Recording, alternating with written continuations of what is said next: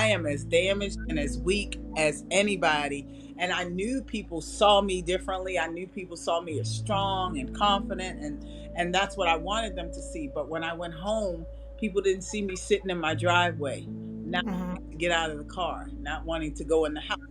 So I hid all that.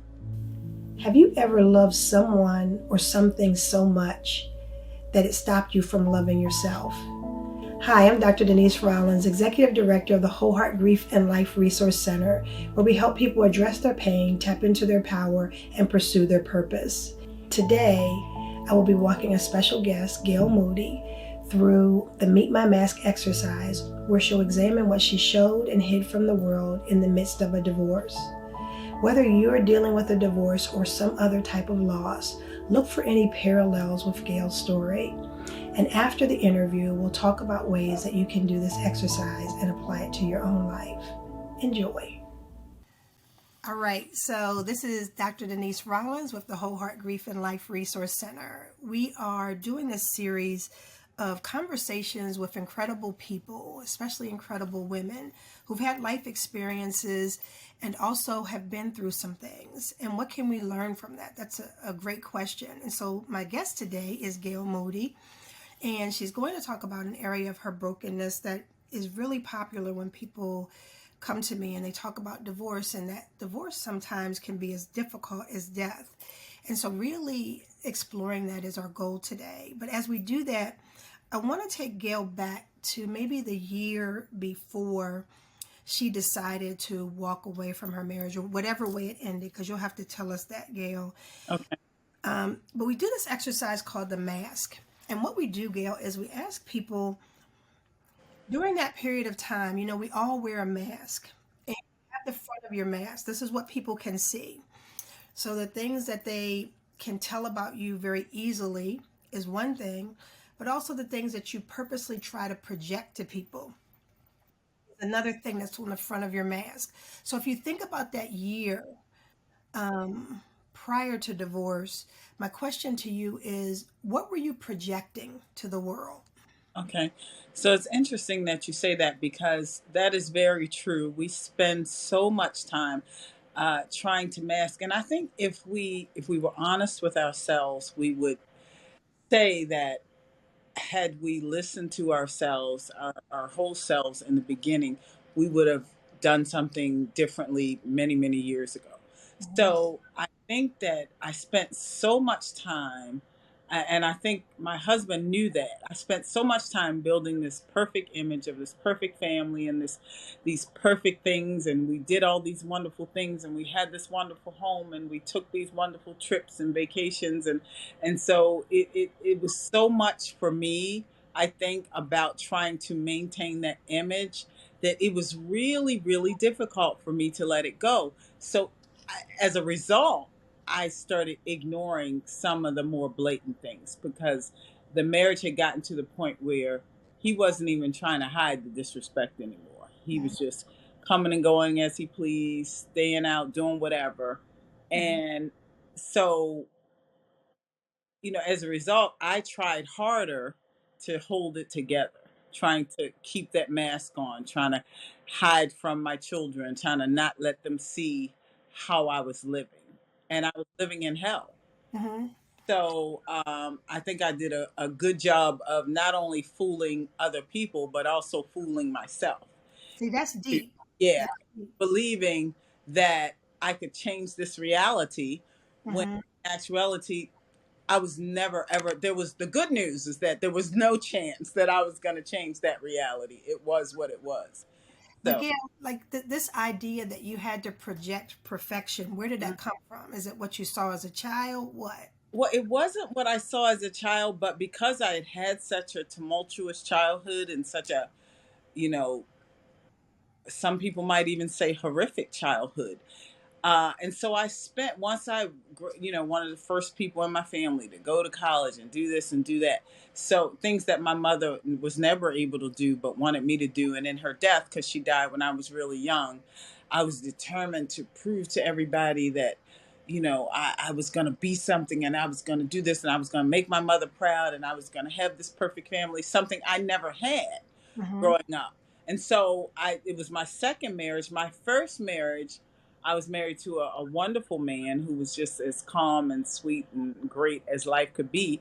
But being so broken as I Mm-hmm. came into it, I wasn't ready to receive that. I could not receive something calm and normal. All I was used to was chaos. So my broken self looked for more chaos and couldn't deal with that. So all those things, I think, coming from such brokenness as a child, not growing up with my mother most of my life, and then when I did live with my mother, that I stayed with her for maybe a year, and then she passed away, and then Mm-hmm. I was, bounced around again with, other family members. So it just was there was just so much that happened in my childhood that caused me to be who I was, but the real problem is that that was never dealt with. Mm-hmm. When you bring all that into your adulthood and it never gets dealt with, my father wasn't in my life, I knew who he was, I knew he was around, but there was no interaction with him. So you bring all that into the chaos that and so it becomes chaos as a way of life, right? But you yearn for that because that's what that's always giving you peace, that chaos. You But isn't that a contradiction? Because on one sense, you're saying I looked for chaos, but on the other sense, you're saying, but I projected peace and hmm beauty. hmm Just curious, did that contradiction weigh on you in any way? I think it did. I think it did. I think I had a false sense of peace. So there was never really any peace.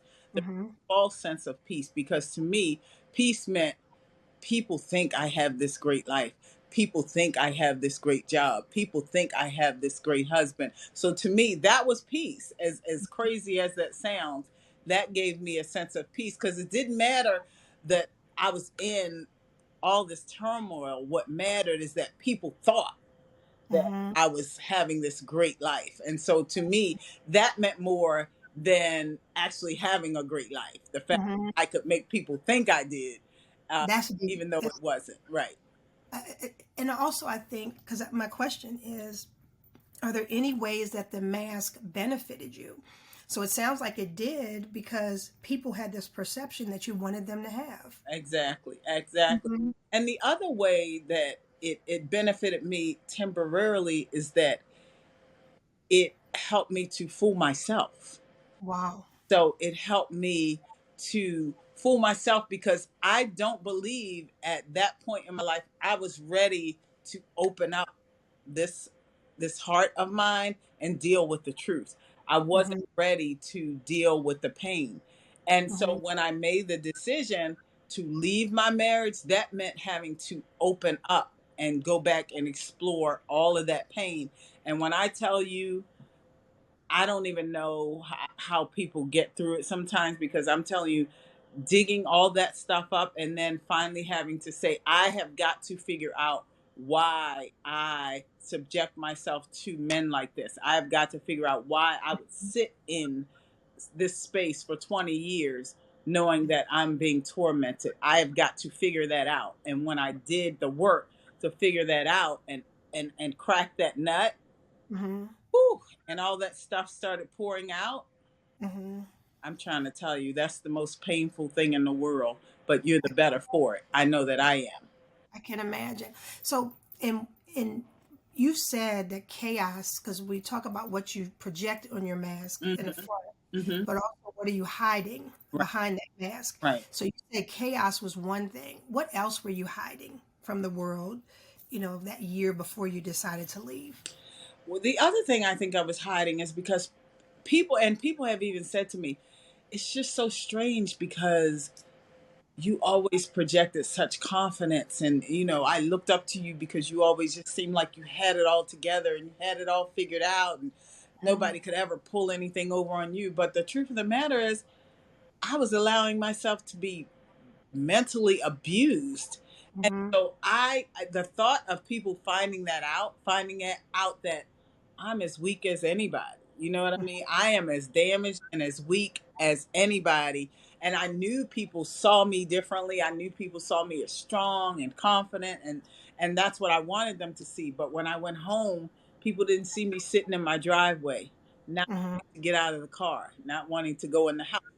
So I hid all that, and Mhm. so I was lying to I started to believe my own lies. I started to Mhm. believe my own untruth.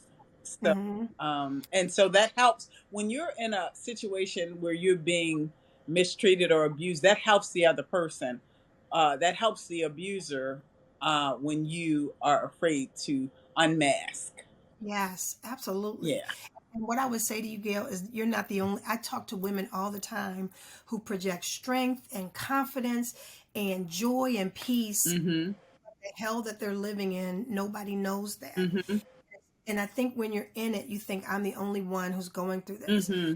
When you have the courage, like you're doing, to tell your story, then you realize, oh, you and you and you and you. Mm-hmm. And if you take that mask down, Mm-hmm. the healing comes, just like you said. Yes, yes. And people think if you're not being hit or you're not being physically abused, that what's the problem? I could deal with it all day if I'm living well and you had this beautiful house and you drove these fancy cars and nobody was beating on you or hitting you. I mean, what's the problem? You should have stayed and dealt with it like that. Yeah. And maybe I felt that way for many years, Mhm. but it's insanity, really. It's insanity. So do you remember the moment when you said enough is enough? I think the moment I said enough is enough, and it when I found out that he had been having an affair with our neighbor for many years, I didn't. I knew he was having an affair. I didn't know it was our neighbor because I didn't really know her, but I didn't know it was our neighbor. I would have never thought that it was somebody a couple doors away from us, Mhm. and so it wasn't the affair that broke the camel's back because he had had many affairs before. So it wasn't the affair. It was it was just time. It was just how sometimes they say you wake up and you just say, this is it. I can't do this anymore. I will die if I stay here. Yes. Yeah. Absolutely die because I was slowly dying inside. And so I knew that I would die in early death because Mhm. I had lost so much of myself. I was not even myself anymore. Mhm. And I had beaten myself down and allowed myself to be beaten down so much mentally and Mhm. emotionally that I knew that I was on death's door if I stayed Yeah. there a minute longer in that. Gail, I'm smiling because I know that feeling. And you and I worked together. I had great jobs. And I always say I had all the perks of, this is why you go to school. You had the Mhm. money, you had the car. I had everything. Right, right. I would drive to work. I would cry before I went in. And in my soul, I said, if I stay here, I will die. Mhm. Mhm. Remember the day that I walked away from a six-figure salary, and Mm, everybody thought I was absolutely crazy. right. Hard for people to understand. Like you said, no, he's not beating me. He's not doing this. No, they're not berating me. Mhm. Dying a slow death, Yeah. and I cannot stay here. ab- So I so relate to you saying that. Absolutely, absolutely. And that's how I felt. It was very and so it was for the first time I didn't argue.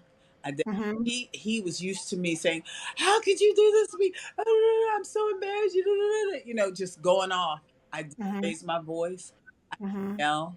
I said, I hired a lawyer. You're gonna get notice in the mail. And he did. I don't even think I told him. He just got it in the mail that I hired a Mm-hmm. lawyer and was seeking a divorce. I never discussed it with him. I never argued. I never said once I made that decision, I never looked back. I never said, do you want to try? I was saying that for a while, but once I made that decision, there was no turning back for me. Mm-hmm. I knew Mm-hmm. that I had to save myself and save, as hurtful as it was to my children, I Mm-hmm. saved my daughter too, because and Okay. she loves her dad. They're very, very close, and I'm grateful for that relationship, and I'm grateful that they're close. But I Mm-hmm. needed her to see me in a different light. I needed her to see me strong and not weak. I love it. So, Gail, like people are used to looking at a TV movie. So, I've been beaten down and I make this decision. I walk out the door, the music comes on, and life is perfect, Oh, right? yes. In real life, if you're broken to that degree right after leaving, has to be amazingly painful. Tell me about when you left, what kind of mask were you wearing? Okay. So actually, when I left, I couldn't even wear a mask because Wow. so much pain. The mask had to come off. And, because everything I had known had come crashing down, we were married for 21, 22 years, and that had just crashed. And so let's say he moved out. We were packing the house up. He moved out and got an apartment. He got engaged the next day. So he doesn't know that I know that, but I do know that. Mm-hmm. And so imagine that, and you still dealing with your emotions, and you're telling yourself, wow, I mean, not that you care, but you're not even going to fight for me. You know what I mean? So you're not even going to fight for us. I'm talking about my kids now. You know Mm-hmm. what I mean? So that's a sick person. You know what I mean? That's a sick person. So it doesn't mean, and I had to discover that it doesn't mean that they love the other person. That's not what it means. It means Mm-hmm. that this is a sick person. Mm-hmm. So they will repeat this pattern, um, again and again. So people who are treacherous and cause pain seek out people like me who are already broken, because there's something in you, something about you that lets them know this is somebody to be conquered and I can destroy them too. Mm-hmm. So, So if you were in that relationship for 20 years or more, hmm and the mask has to come off, and you've got to deal with the reality, him going off and just choosing somebody else, hmm you being on your own, how did you make it through that? Because that seems hard. So there, I had some, and I don't know what women do who don't have resources and who don't have families and who don't have people surrounding them who's saying it's going to be okay. But it doesn't matter how many times people tell you it's going to be okay. It never feels like it's going to be okay. It just does. And I can tell you, I didn't sleep for months. Mm-hmm. I couldn't sleep. I couldn't eat. I cried nonstop. And and you still got to get up and go to work, because I Mm-hmm. had to go to work, and I had just started a new business. I started a new company, and literally, I would be crying in my office. My new employees who didn't even know me yet would be like, "Are you okay?" And I would make up all kinds of lies about, oh, my grandmother's sick, and I mean, I just had to say something. But you can't stop the emotion. Mm-hmm. Everything you see, everything you do, every step you take, all you can think about is your life being ended. The life you've known has, ended. So it was, oh my God, it was, I don't know. I mean, I lost my mother when I was a kid, and I don't compare this to losing my mother, but it was up there when it came to pain. I was going to say, because many of your reactions and your feelings are very much the same as death. Mm-hmm. Mm-hmm. Was that the case for you? Yeah, I absolutely, I feel like it, and I was a kid, so that was very painful. Obviously, when you're a child, but this as an adult, and then trying not to let my child see me in this kind of pain, even though she knew. Mm-hmm. Try to lock myself away from her, so, Mm-hmm. but she knew how much pain I was in, and my cousin, she came, she would come and stay with me, and she would just like lay in the bed with me because I would just be broken. I mean, just if, and all my friends knew. Well, the friends I was closest to, they would take my calls at 3 in the morning, 4 in the morning, because they knew that Mm-hmm. if I called, I needed to talk. Wow. Wow. So you gave some similarities between divorce and death. How is divorce different from death?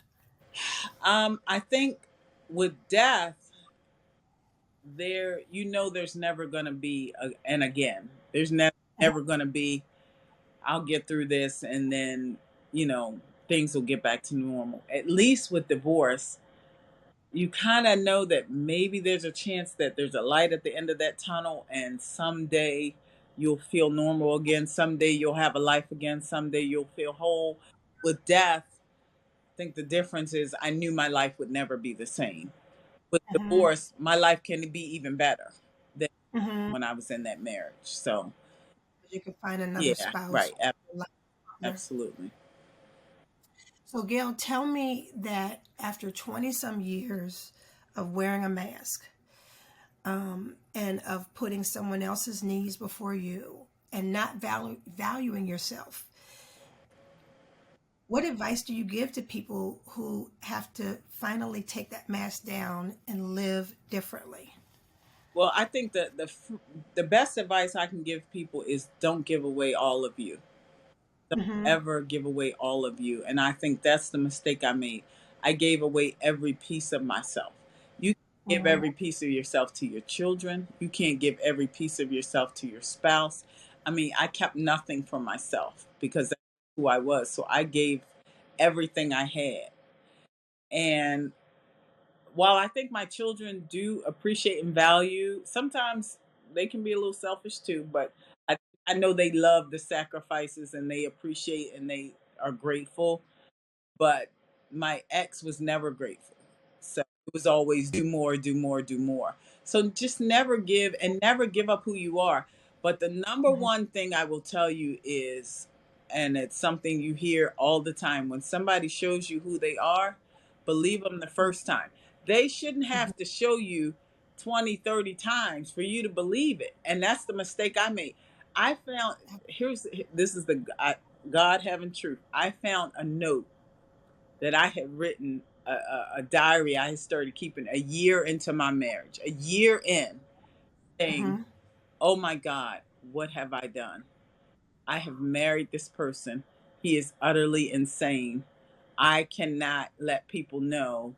I have to get through this. I have to stay in this. I would be humiliated after everything to admit Wow. that I made a mistake." And Wow. that was a year in. I had a date and everything. That written Mm-hmm. that to myself. Mm-hmm. That's amazing. I believe so much in the power of journaling because when you go back and reflect, Mm-hmm. it teaches you so much stuff.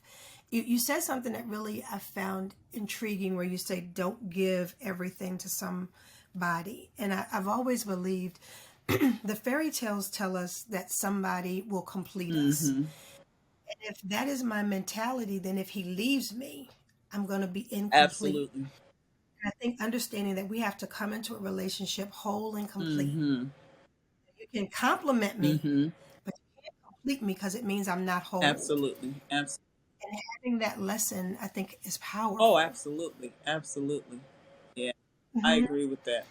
It's very difficult to hold on to so much of yourself. The ideal companion is somebody who wants to compliment, who wants to compliment who you are. They love everything about you or most things about you, and they say that you're so great, and they just Hmm. want to enjoy you as you are and not try to change you. When someone Hmm. wants to come out of the gate trying to change you, like I was all these things when you met me, and now all of a sudden you don't like the way I dress, you don't like the way I look, you don't like the way I talk, you don't like how I interact when I'm around people. I mean, da da da da, so on and so on. That's probably a red flag. Okay, you need to take the nearest exit. Hmm. So, Well, the Gail, we talked a little bit about masks today, and for me, I always say it doesn't mean that a mask is bad, right? mm-mm, Sometimes I need to put that separation between me and other people because everybody doesn't need to know everything about mm-hmm, me. It is when that mask becomes a burden, when we're trying to hide or compensate or we're miserable behind it, that we have to be aware of it. I think through all that you've shared in this conversation, you've dropped that mm-hmm, mask. mm-hmm, Dropping that mask, it seems like there's this freedom for mm-hmm, you. The last thing I want to say is the powerful thing is you said, I've got to do this and show my daughter. mm-hmm, I think if more of us as mothers, mm-hmm, our daughters, that there's actually strength and weakness, mm-hmm. we are enough. Absolutely. It changes the trajectory for them. Absolutely, absolutely, and there's strength in tears.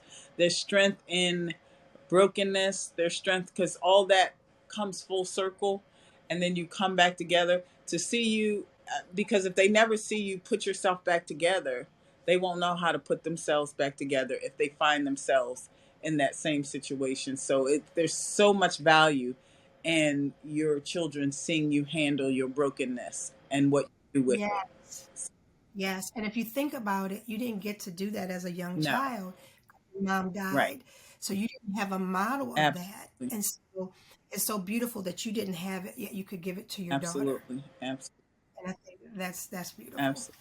So I do thank you for taking your mask Oh, off you're and welcome. talking You're to welcome. me. It was my pleasure. It was my absolute pleasure. I'm an open book now, so I want people to learn from my experience. So Love it. uh, Well, I appreciate you and I appreciate the thank time. you so much. You're welcome. I enjoyed talking to Gail because she was so transparent in her process. She helped us to understand that sometimes we bring previous trauma into current relationships. She also helped us to see that grief is present in a variety of losses. If you got something out of Gail's story, I would encourage you to follow the link at the end of this video and complete this exercise yourself. And thank you for investing in your own healing.